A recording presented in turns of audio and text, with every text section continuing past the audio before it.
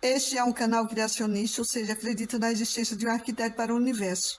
Olá, gente de fé e criacionista. Meus cumprimentos a todos em qualquer horário em que estiverem nos assistindo. Este é um vídeo de resposta. Vocês percebem que atualmente tanto cientistas ateus quanto os chamados divulgadores de ciência desenvolveram o costume banal de injuriar os que defendem o criacionismo, taxando-os, entre outras coisas, de desonestos em seus raciocínios. Frequentemente em canais ateus são proferidas verdadeiras blasfêmias contra o Criador e contra a sua literatura sagrada, avisando que não estou aqui para defender o meu Criador. Ele próprio se defende e é quem defende a todos nós. E ele mesmo fará o seu julgamento no tempo oportuno. Mas estou aqui para lhes mostrar algumas razões da nossa fé e torcer que, porventura, venham alguns deles a perceber a sua própria desonestidade e a grave ignorância que eles têm e nutrem sobre as coisas de Deus. É sabido por muitos que a teoria evolucionista darwiniana possui áreas extremamente problemáticas, as quais, se postas em sério escrutínio, não se sustentam. Entretanto, esses pontos não são considerados da forma devida. Por outro lado, superestimam outros aspectos da teoria que julgam os mais acertados, para tentar a todo custo continuar validando o que defende com muita paixão. Nesse vídeo, esperamos fazer o mais curto possível. Vou mostrar que a teoria da evolução da espécie de Darwin não funciona e por que deveria ser aposentada. Pelo que notamos, o mais famoso e até idolatrado naturalista britânico possuía muitas ressalvas em relação à sua própria teoria. Porém, é notório que ele a protegia como um bebê. Evidentemente, tinha muito medo de ser refutado. O que nos leva a questionar: será que ele pressentiu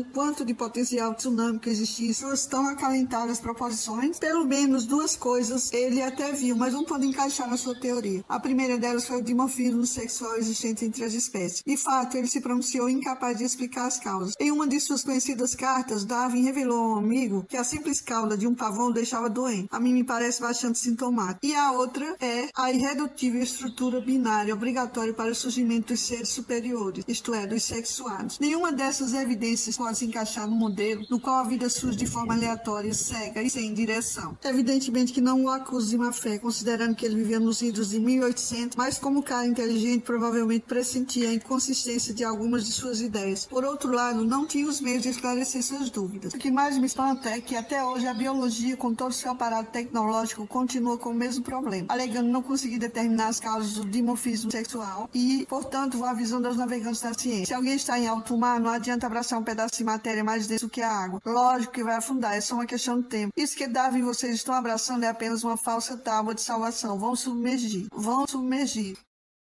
Refutando Darwin, primeiro round. E bem, já que nenhum biólogo se dispôs ou se propôs a resolver esse problema, nós vamos mostrar e provar de onde vem e qual a origem desse tal complicado dimorfismo sexual, tão presente nas espécies. Acha pouco? Ok. Por acréscimo, vamos determinar também qual foi o primeiro sexo a surgir na Terra e demonstrar como uma coisa está ligada à outra e vice-versa. Que Deus nos ajude neste empreendimento, cujo interesse maior é compartilhar o nosso conhecimento para fazer brilhar a verdade neste mundo. Aqui é o canal Amo Meu Criador e sejam todos muito bem-vindos. Primeira premissa. Darwin defende que a natureza se desenvolveu de modo cego, aleatório, seguindo a direção da sua própria conveniência, de comodidade, adaptação e economia de energia, sem levar em conta qualquer projeto ou meta anteriormente estabelecida. Estou usando palavras diferentes, mas em síntese é isso. Ele diz claro e audivelmente, e os seus seguidores repetem com mais ênfase ainda, que a natureza se desenvolveu à deriva, sem nenhuma diretriz, sem nenhum fio de prumo guiando-a, sem nenhum objetivo, sem nenhum plano, sem nenhum modelo a seguir, etc. Até o momento é sustentado pelos darwinistas ferrenhos que as direções que a vida tomou dependeram apenas de mutações genéticas e das demandas ambientais, relações de vantagens e desvantagens, que forçavam os seres ao uso e desuso de partes, etc. Literalmente, ao sabor dos ventos, forjada pelas forças ambientais, brotada do nada, surgiu a vida, sem projetos, sem objetivos, sem ninguém para provocá-la ou torná-la possível. Sinto dizer, mas isso está muito errado. Tanto a vida microbiológica quanto a vegetal e a animal seguiram um modelo sim. E mais do que isso, estamos afirmando que o mundo dos micro-organismos, das plantas e dos animais seguiu um único e mesmo modelo de desenvolvimento. Lógico que quem provar isso refuta Darwin, ou no mínimo já é o bastante para pulverizar essa primeira premissa dos darwinistas. E I'm sorry, babies, é lógico que podemos provar isso. Refutando Darwin, Segundo round. Ok, vejam por si mesmos e julguem. Observem atentamente o desenho esquemático desta que a biologia considera a criatura mais antiga a surgir na face da Terra, uma bactéria, que por sua vez é um procarioto, que por sua vez possui características e comportamentos bem típicos, bem marcados e inconfundíveis, e junte as suas peças, depois me dê uma resposta. Observem que suas características são bem definidas e interessantes. De fora para dentro, vemos uma cápsula dura, uma parede celular que é rodeada de finos pelos. Os biólogos chamam isso de fímbrias, sendo que alguns dentre essas fímbrias são denominados pília. Ok. Temos uma membrana plasmática nucleoide. Anote. Ele não possui um envoltório para o núcleo, não possui uma carioteca, por isso que ele é um procarioto. Ou seja, essa carência de núcleo compartimentado deixa o seu DNA difuso, isto é, solto e espalhado por todo o citoplasma. Logo, o seu DNA está anu, sem uma membrana de proteção. Por ser desprovido de membrana interna protetora do DNA, ele precisa de um envoltório exterior muito mais rígido, tipo uma casca dura. Por assim dizer, ele seria um casca grossa. E por último, vemos um adendo muito interessante, o famoso flagelo, mas que também pode ser chamado de rabinho maroto, cuja função mais patente é impulsionar o movimento, embora possa assumir outras funções eventualmente na cadeia da vida. Alguém à primeira vista pode até classificar estas características todas como aleatórias, sem sentido, ou seja, simplesmente espontâneas. Mas, no entanto, todavia, porém, veremos mais tarde que se trata de uma verdadeira marca original, um protótipo posto e conservado na natureza, para além de caracterizar o ser vivo mais antigo, pois é evidente que ela precede toda a vida, há algo mais importante a perceber-se aqui. A consequente soma de todos esses caracteres determinarão daqui a pouco todas as outras formas de vida que possuem a priori maior rusticidade, fecundação, fertilização externa, genitália exposta, maior quantidade de pelos no corpo, no caso dos humanos, etc. E quem são os tipos que conservaram todas essas características citadas acima, bem visíveis, notórias, mensuráveis e imutáveis até hoje? Lembrando, estou falando aqui de indivíduos e não de espécies. Ou seja, DNA exposto evoluindo e equivalendo mais tarde, tanto para genitália exposta, assim como fecundação e reprodução, por meio de emissão de semente, típico de machos que são incapazes de conceber e gerar vida dentro de si, flagelo próprio do gameta masculino, pênis, maior rusticidade ou resistência física, característica presente na maioria dos machos, estão perfeitamente presentes nessa primeira forma de vida a aparecer no planeta. Gente, diante de tanta analogia óbvia, pergunto-lhe, por que ninguém se deu conta de que esta forma é a configuração, ainda que esquemática, do protótipo daquilo que conhecemos como masculino? Sim, esta é a forma em rascunho do masculino primordial, daquilo que se tornará depois o ser macho, o Adão, o homem. A própria natureza desenha literal e claramente. Aí a gente vai inferir que esta é a forma e o protótipo do ser macho. Está claro? Será que quem faça objeção a isso compreendem ou não? Será que é preciso dizer duas vezes? Quantas vezes? Olha aqui, pessoal, sinto muito, nenhum biólogo nunca percebeu as implicações da existência de todas essas características neste minúsculo ser. Mas para nós parece tão óbvio quanto os raios solares. Trata-se da forma masculina primordial, a mais primitiva de todas. Sei que esta verdade encontrará resistência em mentes mais ranhetas, mas, como dizem por aí, contra fatos não há argumento. Duvido muito que encontrem refutação válida, pertinente e justa para explicar a composição tão peculiar desse procarioto original. Mas há ainda mais fatos corroborantes. É claro que isso é só o início. Vejam bem, quando uma bactéria injeta material genético em outra com seu pile sexual, está instintivamente praticando sexo, instintivamente pressupondo algum tipo de união. Nós que somos organismos eucarióticos, superiores e mais evoluídos, percebemos e entendemos o que eles cegamente estavam pretendendo e buscavam. É uma óbvia cópula sexual, porém, como não havia ainda organelas compatíveis para que ocorresse uma possível concepção do tipo que conhecemos, híbrida, por meio da combinação binária dos DNAs em questão, acontecia que o plasmídio, material genético doado, mediante o pile sexual, era apenas incorporado a outra bactéria com fim de reforçamento, isto é, o DNA do receptor se tornava mais forte, e daí em diante nada mais acontecia. Enfim, o sexo sexo procariótico sempre existiu desde o princípio. Pode chamar de sexo rudimentar, mas enfim, é sexo. E isso é muito importante para entendermos o desenvolvimento da vida nos seus demais desdobramentos posteriores. Diante de tantas evidências, a conclusão que não pode ser outra é: a bactéria deveria ser chamada de bactério, porque só pode ser macho. Então não é loucura nem fantasia dizer que o procarioto foi o primeiro macho solitário da natureza terrestre. Porém, logo veremos tudo mais claro quando fizermos o contraste com a célula eucariótica, com seu comportamento típico e todas as suas características também. Agora, recapitulando, temos um ser com flagelo, peludo, com DNA exposto, não tem núcleo, com pile sexual, com o qual injeta material genético em seus parceiros iguais, porém reproduzindo indivíduos idênticos, não pela conjugação material genético, mas por divisão, bipartição, esporulação, brotamento, etc. O que isso significa? A conclusão é óbvia. Fica lógico entender que o mais antigo tipo de reprodução é típico da forma masculina. Em outras palavras, onde a fêmea ainda não existe, o macho necessariamente deveria se fragmentar, dividir, etc., a fim de manter a vida e reproduzir descendência, ainda que esta seja e permaneça sem variação, sem modificação. Então, o que a biologia considera como a reprodução assexuada, na verdade seria a reprodução tipicamente masculina. É lógico.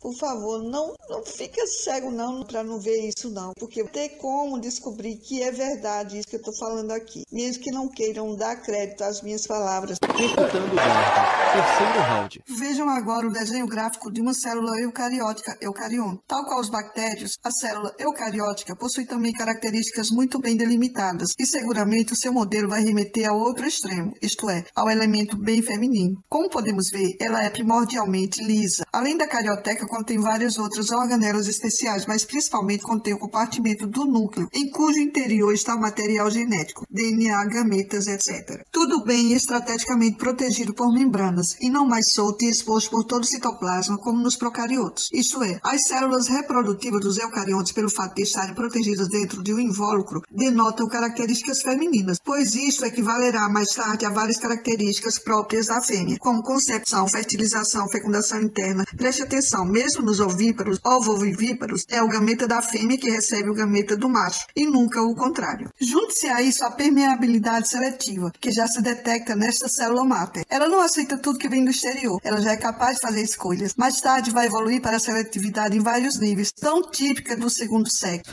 É lógico que esta particularidade irá se manifestar em todas as fêmeas, clara e inequivocamente depois, porque é marco de algo que surge a partir dela. Em outras palavras, é uma célula muito mais complexa e completa, pois possui várias potencialidades, inclusive a já citada.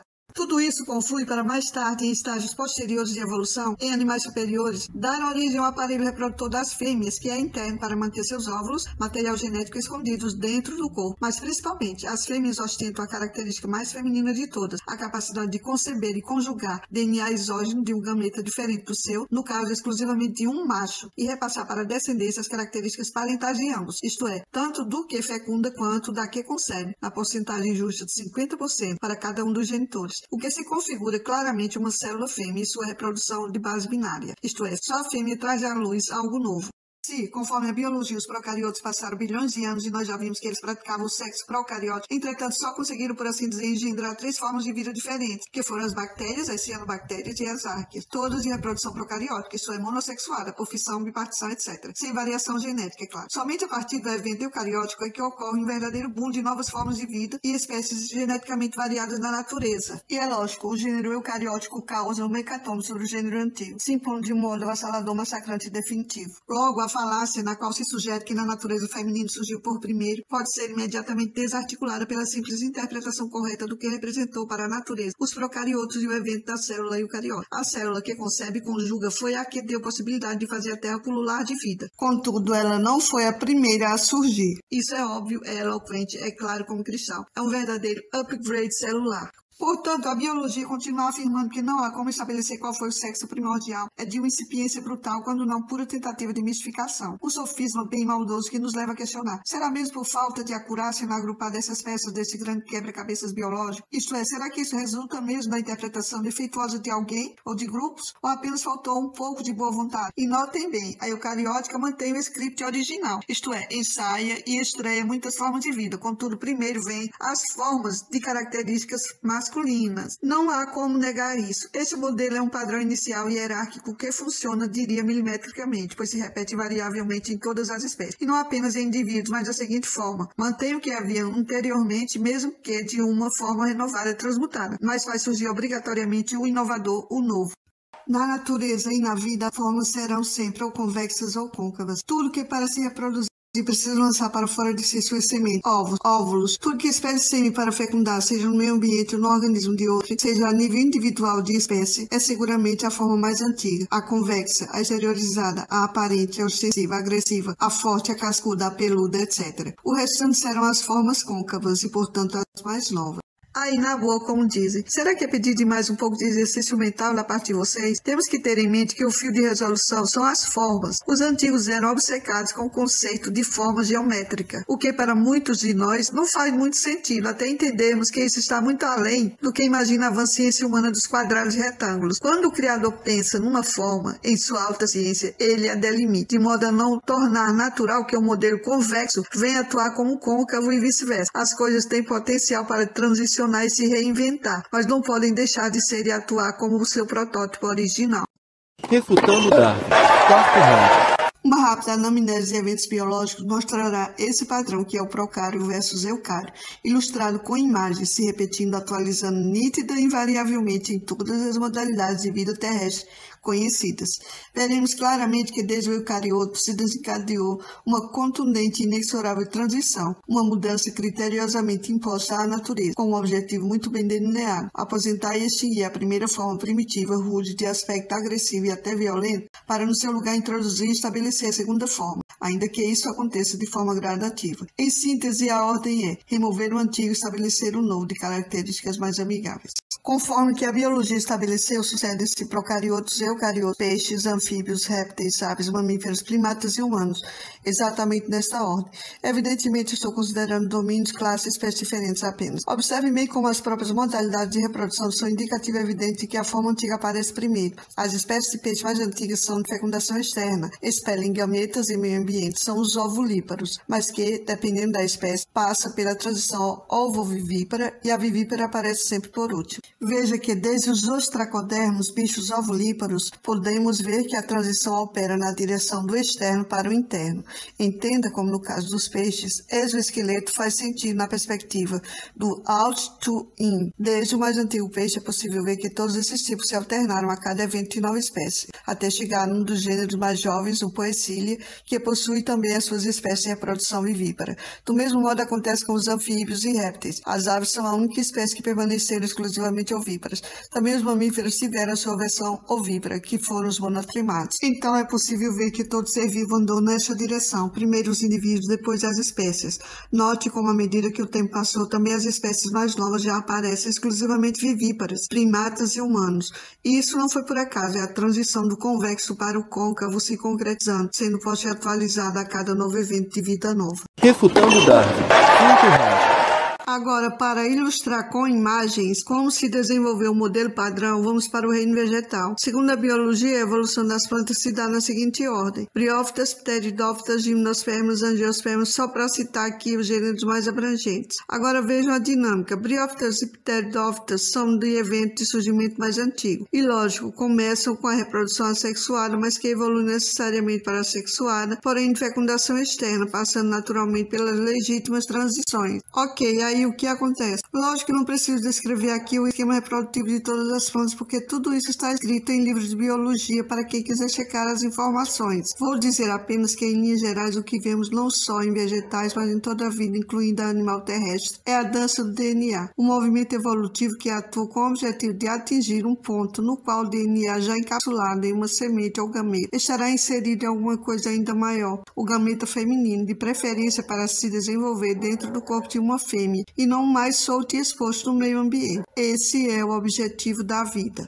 Surgem as gimnospermas. Este é o primeiro tipo de um novo gênero de plantas, as super, e já possuem muitas novidades adaptativas. São plantas gigantescas que podem passar dos 100 metros de altura. Rústicas, espinhosas, têm sépalas, não pétalas. Chegam até a ensaiar algumas pseudoflores, mas já têm semente. Sim, porém elas ainda estão nuas. Não tem fruto ao redor, por isso o nome gimnos, nu, esperma, semente. Semente é o gameta, gameta o DNA, DNA solto e exposto no meio ambiente. Vai o roedor, mastiga a semente, o que acontece? Acaba com a vida da planta. Mesmo assim, elas prosperam, se impõem, invadem e dominam a terra, até que de repente, não mais que de repente, surgem as angiospermas. Elas são menores, menos robustas, menos rústicas e têm flores coloridas, perfumadas, frágeis e lindas. Mas elas têm sementes, sim, porém estão bem escondidinhas dentro de um fruto grande, vistoso, carnoso, geralmente doce, suculento. O que acontece? Fruto com semente, semente e gameta. Gameta DNA, DNA está oculto e não exposto no meio ambiente. O animal vai, come o fruto, se farta e descarta a semente. Logo, sobra a semente geralmente sem gosto ou amargo, com toda a possibilidade de cair na terra, germinar e dar vida a outra planta semelhante. Apesar de ostentar toda essa fraqueza, vulnerabilidade e beleza se comparadas às gigantescas, imponentes e espinhosas gimnospermas, as angiospermas causam uma verdadeira hecatombe sobre suas antecessoras de natureza evidentemente masculina. Se impõem de um modo avassalador, massacrante e definitivo. Para os leigos terem uma ideia, as gimnospermas já cobriram a face da terra, mas atualmente existe somente cerca de 750 espécies delas, para mais de 400 mil espécies de angiospermas.